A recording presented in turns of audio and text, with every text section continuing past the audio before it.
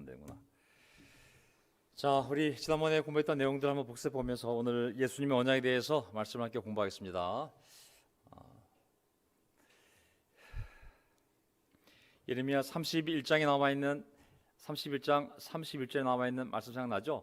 새 언약을 세우겠다고. 그 새 언약은 옛 언약을 파기했기 때문에 내가 다시 때가 되면 새로운 언약을 이스라엘 백성과 세우겠다고 말씀하셨습니다. 그리고 그 새 언약의 특징은 하나님의 말씀을 언약을 맺는 그 백성들의 가슴 속에 마음속 깊은 곳에 마음에 새겨 놓는다고 말씀하셨죠. 그리고 그 언약의 핵심적인 내용은 결국은 모든 사람이 하나님을 알게 될 것이고 각자가 다 알게 될 것이고 각자는 하나님과의 언약 속에서 내가 그들의 허물을 용서하고 그들의 죄를 다시는 기억하지 않겠다. 결국 죄 용서가 하나님이 맺으실 새 언약의 핵심 내용이었습니다.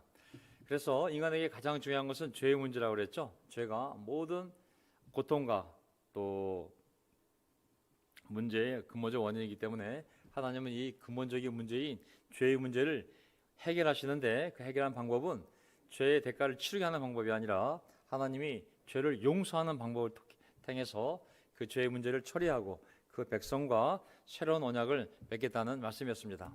자, 오늘은 에스겔의 예언.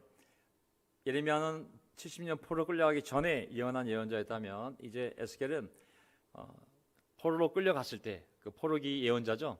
그 에스겔은 어떻게 새 언약에 대해서 예언하고 있을까요? 오늘 함께 공부해 보도록 하겠습니다. 제가 잠깐만 기도하고 우리 시작할까요? 제가 오늘 파워포인트도 좀 문제가 생기고 자, 잠깐 기도하고 우리 마음을 좀 정리하고 우리 말씀을 함께 듣도록 하겠습니다. 하나님 아버지 감사합니다. 오늘 저희들을 이곳으로 불러 모아주셔서 주님의 말씀으로 주님의 영으로 우리를 하나님이 모든 인류와 세우기로 원하셨던 그 새 언약으로 우리를 인도하시기를 간절히 바랍니다. 하나님, 우리가 이미 그 새 언약 가운데 살고 있고 그 언약이 없었더라면 우리의 삶이 얼마나 비참하고 얼마나 죄 가운데서 오직 지옥을 향하여 무서운 하나님의 저주와 심판 가운데 속에서 걸어가고 있었을까요? 하나님, 그 언약으로 말미암아 예수님이 흘리신 그 피 언약으로 말미암아 제가 이렇게 영적으로 부활하여 우리 영이 하나님의 영과 소통하며 날마다 주님과 동행하며 살아가는 줄 믿습니다. 세상이 줄 수 없는 기쁨과 세상이 줄 수 없는 보호와 세상이 알 수 없는 놀라운 지혜로 저를 인도하시는 하나님, 오늘 이 시간 다시 한번 그 새 언약의 의미를 말씀을 통하여 배우기를 원하오니 하나님, 저의 영을 인도하여 주시고 성령께서 기록하신 그 말씀을 통하여 우리가 새 언약의 의미를 바로 깨닫고 그 언약이 예수님의 언약이요 예수님의 피 언약이요 예수님을 위하여 죽고 예수님을 위하여 사는 그 언약임을 기억하여 제가 남은 인생 오직 예수님을 바라보며 예수님의 영광을 위하여 예수님의 이름을 위하여 예수님의 교회를 위하여 예수님의 나라를 위하여 살아갈 수 있는 저희들이 될 수 있도록 오늘 이 시간 저희를 인도하여 주옵소서. 우리의 주님이신 예수 그리스도의 이름으로 기도합나이다. 아멘. 자, 오늘 에스겔의 예언. 자, 에스겔 36장 25절. 그리고 내가 너희에게 너희 위에 정결한 물을 뿌려서 너희를 정결하게 하며 너희의 온갖 더러움과 너희가 우상들을 섬긴 모든 더러움으로부터 정결하게 하겠다라고 미리 예언을 하셨어요. 자, 이 내용을 보게 되면 물론 예수님 오시기 전에 BC 한 550년 그 전 이야기가 되겠죠. 여기 보게 되면 어느 한 시점에 하나님께서 내가 너희 위에 깨끗한 물, 정결한 물을 뿌려서 너희를 깨끗하게 하며 정결하게 하며 너희의 온갖 더러움은 의식적인 용어로, 제사 의식적인 용어로 부정이죠. 부정을 의미하는 거거든요. 그 사람은 하나님 백성이 있는 지정에서 바깥으로 나가 있어야 돼. 정결해야지만 하나님 백성 가운데 들어올 수 있는 거거든요. 근데 이스라엘 백성들은 이미 수많은 죄악으로 말미암아 더군다나 우상을 섬기는 말미암아 그러한 더러움, 정결의 반대가 더러움 아니겠습니까? 이 더러움으로부터 하나님이 직접 깨끗하게 해주겠다고 말씀하신 거거든요. 근데 방법은 정결한 물을 뿌려서, 그러니까 너희들이 가장 더러운 상태에 있을 때 하나님이 깨끗한 물을 뿌려서 너희를 그 모든 죄악으로부터 깨끗하게 해주겠다는 것이 또한 이 새 언약의 핵심 내용입니다. 우리 예레미야서 나와 있는 그 죄를 용서한다는 그 부분과 일치가 되죠, 그렇죠? 자, 그러면서 핵심적인 단어가 깨끗하게 하겠다는 거. 내가 깨끗한 물을 뿌려서, 정결한 물을 뿌려서 너희를 정결하게 하겠다라는 그러한 핵심적인 내용이 담겨 있습니다. 그렇게 되면 그 다음에 이제 깨끗함이 더러움이 제거가 되면, 부정함이 제거가 되면, 죄악이 제거가 되면 어떤 일이 벌어지냐면 26절, 너희에게 새 마음을 주고 너희 속에 새 영을 넣어주며 너희 몸에서 돌 마음을 없애고 살 마음을 주며라고 나와 있잖아요. 자, 잘 보세요. 이제 새 언약의 핵심 내용은 또 뭐냐면 너희에게 아싸리 새로운 마음을 주겠다고. 내가 만들 수 있는 마음이 아니야. 이거는 하나님이 주는 마음이에요. 이거. 그리고 너희 속에 새 영을 넣어주며, 이미 우리는 죄를 지을 때, 태어날 때부터 우리 영이 죽지 않았습니까?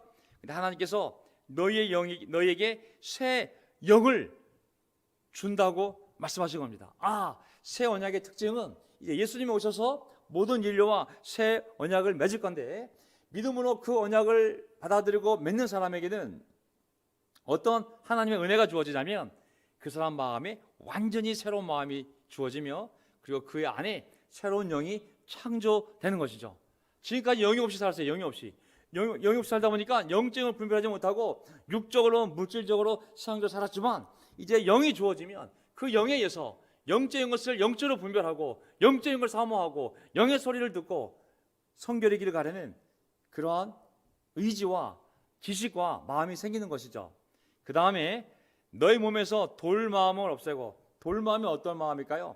우리 세번역 표현을 보면 돌 마음이라는 것은 돌의 마음, 돌 같은 마음을 얘기합니다. 마음인데 돌 마음이에요. 돌 마음, 돌 같은 마음. 이거 우리는 풀어서 돌같이 딱딱한 마음을 없애고는 푼 거고, 그냥 히브리 성경 보면 돌 마음을 없애고 무슨 마음을 준다? 살 마음. 살은 뭐냐면 육체. 부드럽잖아요. 돌하고 살하고 비교해 보세요. 얼마나 차이가 많이 나요. 하나님이 너희 스스로 이 마음을 할 수 없기 때문에 내가 아싸리 돌 같은 마음을 없애버리고 이 살갗처럼 부드러운 마음을 주겠다고 말씀하신 것이죠. 우리가 스스로 깨서 부드러워진 게 아닙니다. 우리가 부서지기 원하는 의지가 있을 때, 회개하는 마음이 있을 때 하나님이 이 모든 걸 주신 거예요. 새 마음을 넣어주고 새 영을 넣어주며, 그리고 돌 같은 마음을 없애주고 이 살갗처럼 부드러운 마음을 우리 마음속에 우리에게 주신 것이죠. 자, 그래서 우리가 20절 보게 되면 너희 속에 내 영을 두어 너희가 나의 모든 율례대로 행동하게 하겠다. 그러면 너희가 내 모든 규례를 지키고 실천할 것이다. 결정적으로 하나님 맺을 새로운 언약은 뭐냐면 하나님이 새 마음, 새 영을 주는 것뿐만 아니라 하나님의 영을 우리 안에 살게 하시는구나. 하나님과 언약을 맺은 사람은 하나님의 영이 우리 안에 주어지는구나. 엄청난 선물을 하나님이 준다고 말씀하시는 거구나. 그리고 그 영이 있어야지만 하나님의 율례대로 행동할 수 있는 힘이 생기는구나. 그 영이 있어야지만 그 성령이 내 안에 있는 영을 깨우쳐서 내 마음을 움직이면 내가 정말 하나님의 규례를 지키고 실천할 수 있는 마음뿐만 아니라, 의지뿐만 아니라 그런 힘이 생기는구나 라는 것을 알 수가 있는 것이죠. 우리가 우리 삶을 뒤돌아보면 세례받은 날, 우리가 세례받기로 결심을 하고 또 세례받은 다음에 하나님께 돌아오기로 결심한 다음에 우리 삶의 가장 큰 변화 중에 하나는 뭐냐면 우리 마음이 새로운 마음이 된 거예요. 사실은 우리가 세례받은 이후에 우리의 삶을 보게 되면, 예수님의 언약을 맺은 다음에 우리 삶의 변화를 보게 되면 우리의 존재가 본질적으로 마음에서부터 다 바뀐 것을 알 수가 있어요. 그냥 우리 행동이 바뀌었어요, 뭘 끊었어요, 뭘 안 했어요, 부지런해졌어요, 착해졌어요, 그 정도가 아니라 우리 존재의 가장 중심에 가장 깊은 곳에서부터 이런 놀라운 변화가 일어난 것이 바로 거듭난 사람의 특징인 줄 믿습니다. 아멘. 교회를 안 나가다 나가는 정도가 아닌 거예요. 그냥 저는 좀 술 끊고 담배 안 피우고 그냥 착하게 살기로 했어요, 이 정도의 변화가 아니라 그 사람 가장 깊은 곳에, 그 사람의 삶의 정 가운데 하나님의 말씀이 새겨져서 완전히 새로운 마음을 하나님께 받고, 죽었던 내 영이 다시 소생하여, 그리고 하나님의 영이 내 가운데 사는 가운데 내 마음이 돌 같은 마음에서 살 같은 마음으로 바뀌었기 때문에 말씀을 볼 때 너무 새로운 것이죠. 와, 옛날에 봐도 이게 무슨 말인지 헤브론인지 헬라인지 무슨 뭔지 몰랐는데 갑자기 한 글자 한 글자가 크게 보이고 나에게 하는 얘기고 하나님 지금 나에게 말씀하시나? 그 말씀이 이해가 되고 말씀이 달콤하고 말씀에 감동하고 그런 놀라운 변화들이 바로 이 언약을 맺은 자들에게 주어진 하나님의 은혜의 선물임을 알 수가 있습니다. 만약에 그런 경험이 없었다면 잘 생각해 보세요. 각자의 회개에 대해서 이 말씀이 거짓말이 아니라면 그런 체험을 했어야만 하는 것이 맞는 것입니다. 안 했다면 잘 생각해 보세요. 그 다음에 27절, 내가 그들 가운데 있을 것이며 나는 그들의 하나님이 되고 그들은 나의 백성이 될 것이다. 아멘. 이렇게 모든 죄가 제거된 가운데에 임마누엘 하나님이 다시 내가 그들 가운데 있을 것이며, 다시 하나님의 그 언약의 핵심, 나는 그들의 하나님이 되고 그들은 나의 백성이 될 것이다. 아멘. 이 예언을 이미 예수님 오시기 전에 BC 500년 그 이전에 예레미야의 예언에 이어서 바로 포로기 때 에스겔이 이 앞으로 맺을 새 언약에 대해서 이렇게 예언을 한 것입니다. 이 예언이 그대로 성취되어진 것이 바로 예수님의 언약인 것이죠. 이제 새로운 하나님의 백성을 하나님이 만드는데 새로운 포도나무인 포도나무인 이스라엘 백성은 망했어요. 거기에 아름다운 맛있는 포도가 아니라 들포도, 쓴 포도 열매를 맺었기 때문에 하나님이 그들로 하여금 어떤 영광도 받지는 못했어요.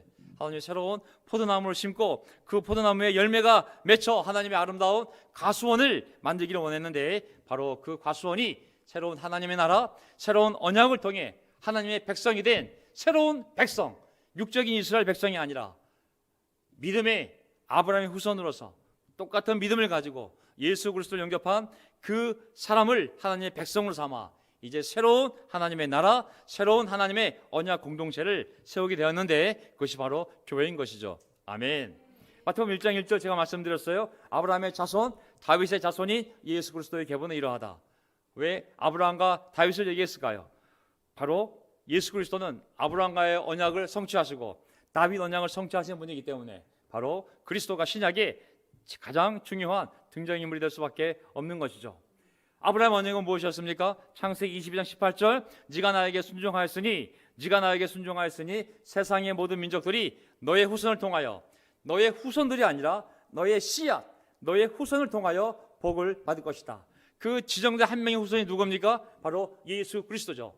다윗을 통하여는 이스라엘 백성들이 복을 받는지 모르겠지만은 오직 예수 그리스도를 통하여만이 모든 민족들이 이 언약을 맺고 하나님의 복을 받을 수 있는 길이 열리게 되는 것이죠. 이 말씀이 예수 그리스도를 통하여 성취가 된 것이죠. 또한 사무엘하 7장을 보게 되면 다윗 언약이 나오는데, 우리가 따로 다윗 언약을 공부 안 했기 때문에 제가 건너뛴 것 같아요. 다시 한번 정리해 주면, 다윗 언약의 핵심은 뭐냐면, 나 주가 너의 집안을, 다윗 집안을 한 왕조로 만들겠다는 것을 이제 나 여호와가 너에게 선언한다. 12절, 내가 너의 몸에서 나올 자식을, 다윗 내 몸에서 나올 자식을 후계자로 세워서 그의 나라를 튼튼하게 만들겠다. 그 당시 당장을 보면 솔로몬이 되겠죠. 하지만 이것은 먼 훗날 다윗의 후손 가운데 다윗이 무슨 지파죠? 유다 지파죠. 유다 지파 가운데 다윗 왕 후손 가운데 내려다 보면 누가 있어요? 예수님의 육적인 아버지 누가 있어요? 요셉 있죠. 요셉은 사실 예수님과는 아무런 피는 섞이지 않았지만 그 가문을 보면 바로 이 다윗의 후손이지 않습니까? 그래서 예수님은 다윗의 후손 가운데 오신 것이죠. 바로 그가 나의 이름을 드러내려고 집을 지을 것이며 나는 그의 나라의 왕위를 영원토록 튼튼하게 하여 주겠다. 이 다윗의 몸에서 난 후손들 가운데 그의 나라가 영원토록 튼튼하게 세워지는 나라는 오직 예수의 나라밖에 없습니다. 유대의 왕들은 전부 다 죽고 그 나라는 망하지 않았습니까? 오직 예수 그리스도만이 하나님의 영광을 드러내려고 집을 지을 거라고. 그 집은 바로 하나님의 나라요, 바로 하나님의 집, 교회가 아니겠습니까? 나는 그의 나라의 왕위를 영원토록 튼튼하게 하여 주겠다. 왜냐하면 이 나라의 왕은 예수 그리스도 하나님의 아들이요 하나님이시기 때문에 영원토록 튼튼할 수밖에 없는 것이죠. 이 언약을 이루기 위하여 바로 이 땅에 오신 분이 예수 그리스도니, 바로 예수 그리스도는 아브라함의 자손이요 다윗의 자손인 예수 그리스도로 이렇게 시작이 된 줄 믿습니다. 네.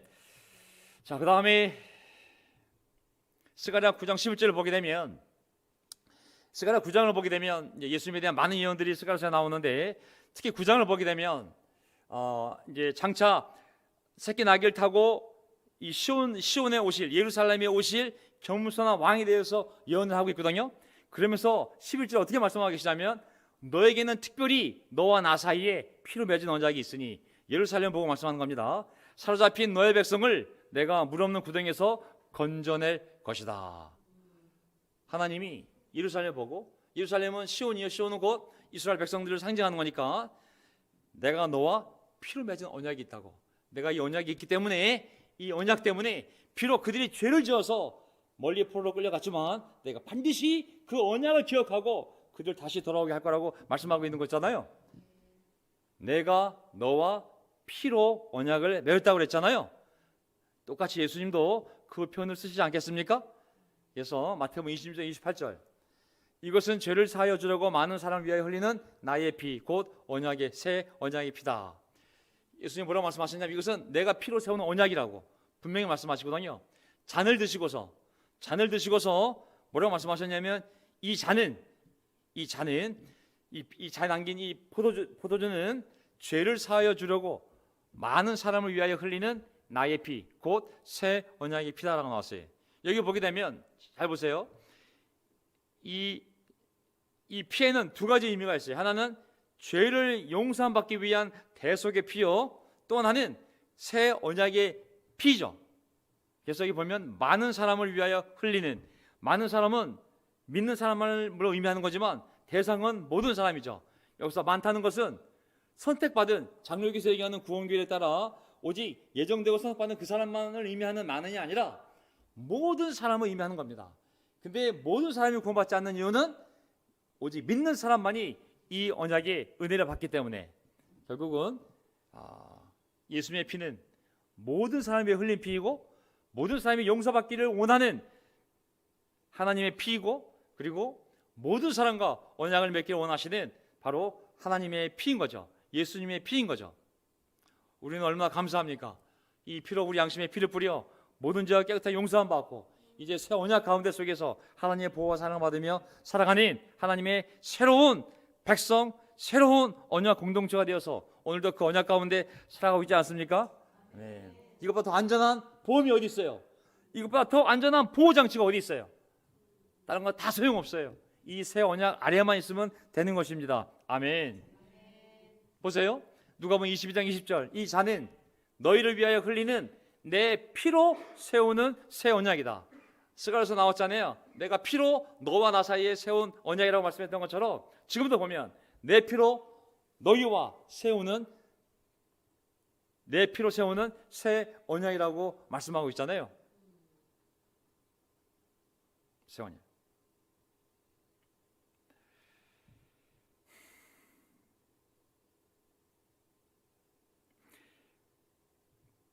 우리가 매주 성찬을 하죠. 성찬. 그 성찬의 핵심은 뭘까요? 잘 보세요.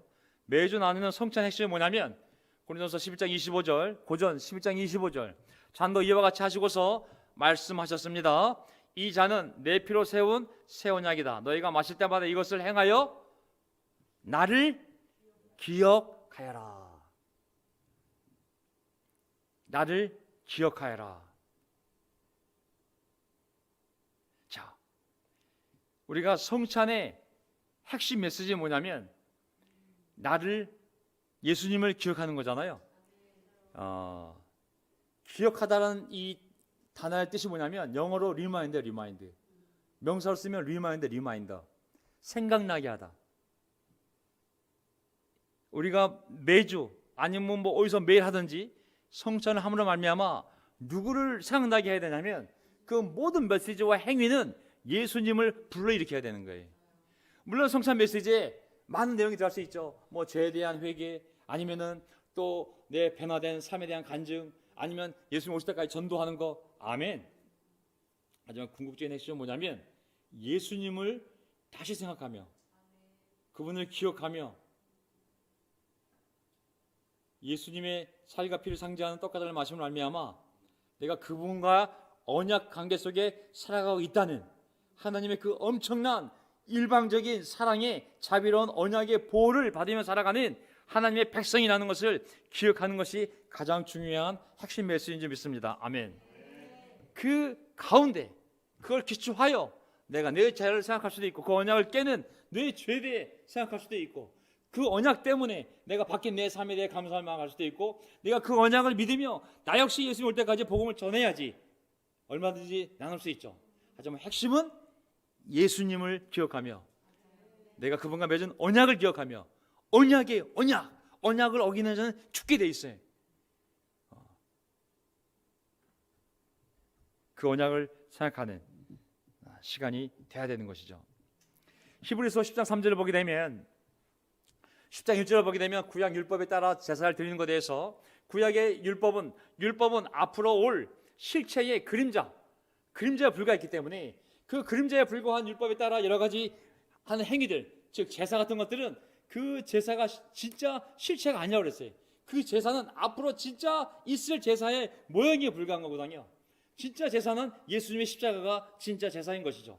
그 올 때까지 그림자로서 짐승을 죽이는 제사를 드렸던 것이죠. 근데 그 제사의 특징은 뭐냐면 효력은 한계가 있지만 어떤 부분이 있었냐면 그러나 제사에는 해마다 죄를 회상시키는 효력은 있습니다. 회상이 뭐예요? 리마인더. annual reminder. 영어로는 annual reminder. 대속죄일날 모든 백성들이 제사를 드리게 되면 그 제사 자체는 그 사람들의 죄를 근본적으로 영원히 못 없어져요. 할 때만 죄를 떠올리게 해서 내가 죄인이지 정말. 내가 죄 용서함 받아야 되지. 매년 그 제사를 통해 그 사람의 죄의식을 불러일으키는 거예요. 그 특징은 뭐냐면 죄를 기억나게 하는 거. 너 죄인이야. 율법은 절대 다 지킬 수가 없어. 네가 죄 안 졌다고? 너 죄인이야.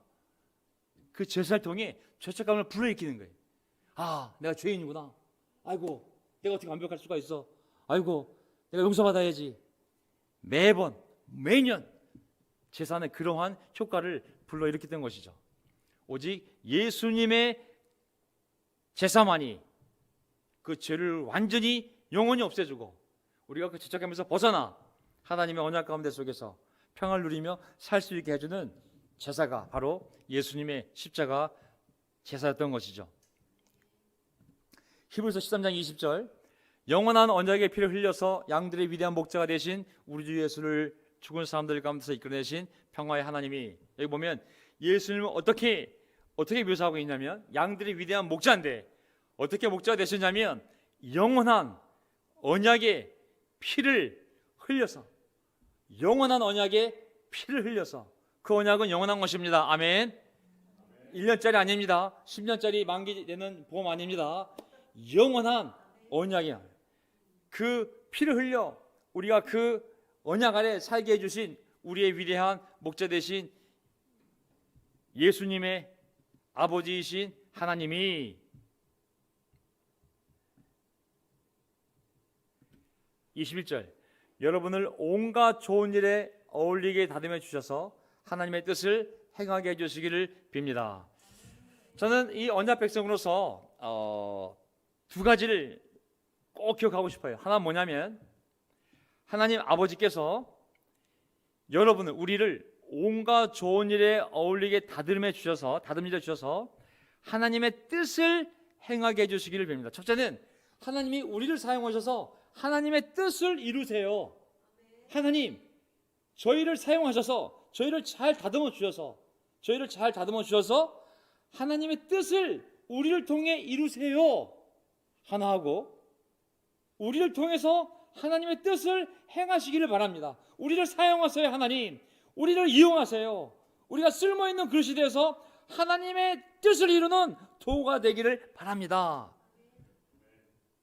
두 번째는 또 하나님께서 예수 그리스도로 말미암아 우리 안에서 하나님께서 기뻐하시는 바를 이루시기를 빕니다. 아멘. 또 하나가 있어요. 우리 안에서 하나님께서 기뻐하시는 바를 이루시기를 빕니다. 저는 이 두 개가 우리 인생의 핵심이라는 생각이 들었어요. 첫째는 하나님께서 우리를 사용하셔서 다른 사람들을 위해 우리를 사용하시는 것, 하나님의 뜻에 맞게. 둘째는 그런 일을 할 때 하나님 우리를 향한 하나님의 기쁜 뜻이지 않겠습니까? 그 뜻이 우리 삶에서 이루어지기를 간절히 바랍니다. 하나님이 제가 어떻게 살 때 기뻐하는 줄 알지 않아요. 하나님, 저를 향한 하나님의 놀라운 미래의 번영의 희망을 제 삶에서 이루어주기를 간절히 바랍니다. 하나님이 저희를 사용하셔서 세상을 향한 하나님의 사는 뜻을 이루세요. 하지만 동시에 저희를 향한 하나님의 그 기뻐하시는 뜻이 우리 안에서 이루어지기를 간절히 바랍니다. 저는 이 말씀이 우리가 살아가는 언약 백성으로서의 모든 것을 담은 내용이라고 생각합니다. 아멘. 나중에 시간이 되시면 여러분들은 집에서 히브리서 10장을 꼭 다시 한번 읽어보시면서 10장을 보게 되면 아마 우리가 공부했던 언약에 대해서 많은 부분이 정리가 될 수 있습니다. 그 안에 보면은 예수님이 이 땅에 오신 이유는 뭐겠어요? 자기의 뜻을 이루기 위해서요? 하나님의 뜻을 행하러 오신 거예요. 하나님께서는 주님의 뜻을 행하러 온 거 아니겠습니까? 그건 뭐냐면 그리스도께서는 9절에 보면은 두 번째 것을 세우시려고 첫 번째 것을 폐하셨습니다라는 표현이 나옵니다. 첫 번째 건 뭐겠어요? 바로 시내에서 나온 언약, 모세 언약이겠죠.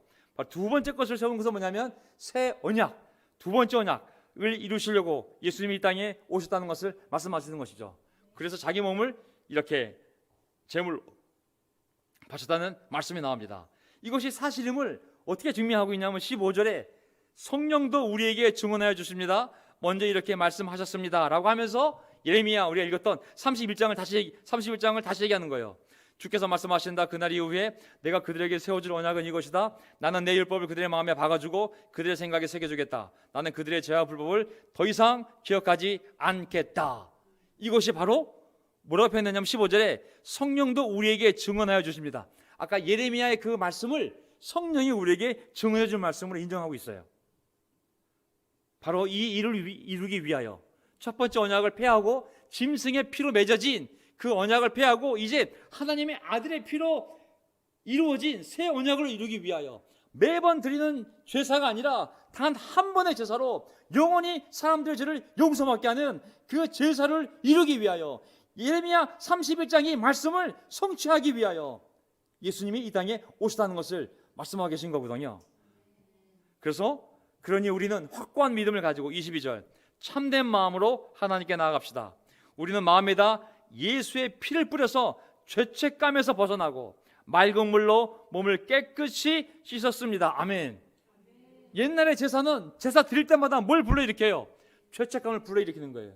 하지만 예수님의 피는 우리에게서 죄책감을 완전히 씻어주는 그러한 제사였기 때문에 우리가 매주 성찬할 때 그 성찬은 죄책감을 불러일으키는 성찬이 아니라 우리 안에서 죄가 완전히 용서받았음을 남아있는 죄책감을 없애버리는 그러한 예식이 바로 우리가 매주 드리는 성찬 예식입니다. 아멘. 매주 성찬을 드릴 때마다 죄책감이 불러일어난다면 그 사람은 구약 제사를 드리고 있는 것과 똑같은 거거든요. 예수님의 십자가를 아주 무효화시키는 일인 것이죠. 단 경고도 있습니다. 29절을 보게 되면 어떻게 경고하고 있을까요? 하나님의 아들을 짓밟고 자기를 거룩하게 해준 언약의 피를 대수롭지 않게 여기고 은혜의 성령을 모욕한 사람은 얼마나 더 무서움을 받아야 하겠는가를 생각해 보십시오.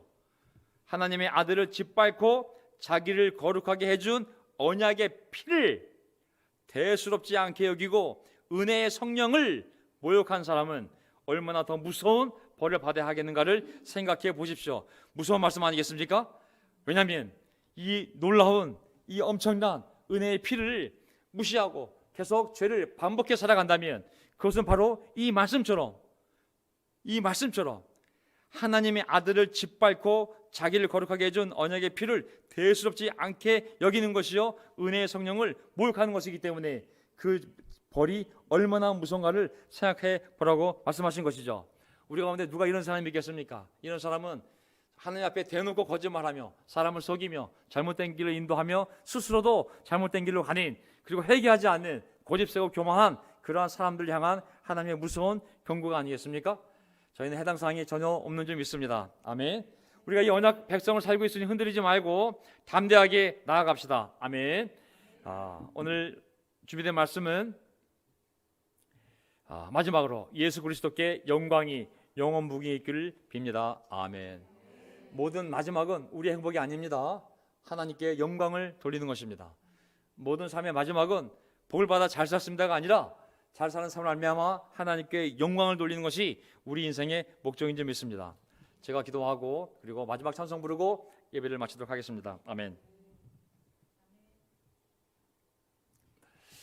하나님 아버지 감사합니다. 오늘 저희들 이 자리에 또 모였습니다. 저희 발이 온 것이 아니라 하나님의 성령께서 우리의 마음을 움직이시고 하나님이 준 새 마음, 하나님이 준 새 영, 우리 가운데 살게 하신 하나님의 영이 우리의 마음과 생각을 움직여 우리 다리를 이끌고 우리 육신을 쳐서 이 자리에 모이게 하신 줄 믿습니다.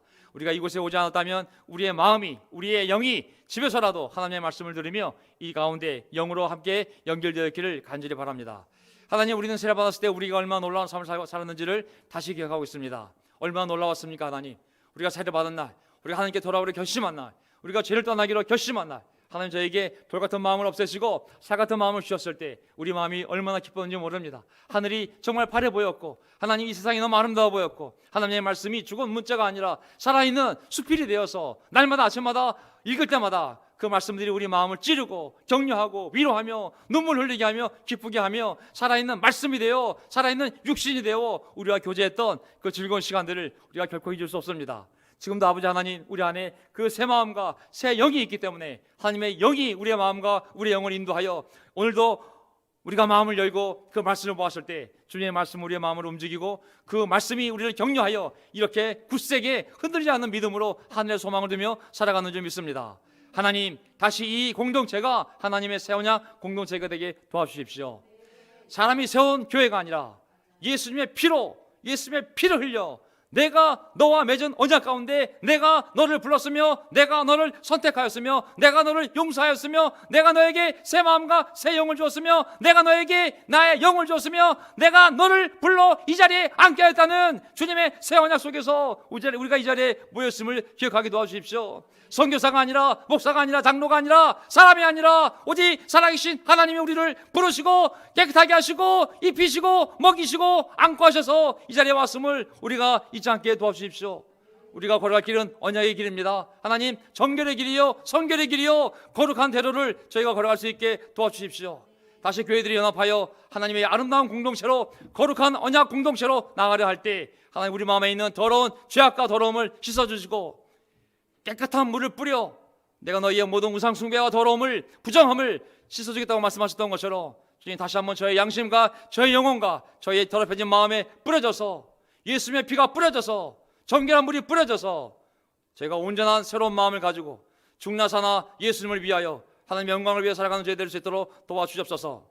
이 길을 막는 자가 있다면 하나님의 무서운 심판이 그와 함께 하기를 바라고 막는 공동체가 있다면 하나님의 무서운 심판이 그 공동체와 함께 하기를 원하고 오직 겸손하게 주님의 뜻에 순종하며 연합의 길로 나아가며 복음을 위하여 살기 원하는 자들을 다시 모아서 하나님의 깨끗한 공동체로 거룩한 공동체로 성결한 공동체로 세워주시고 그 공동체를 통하여 하나님 영광받아 주시옵소서.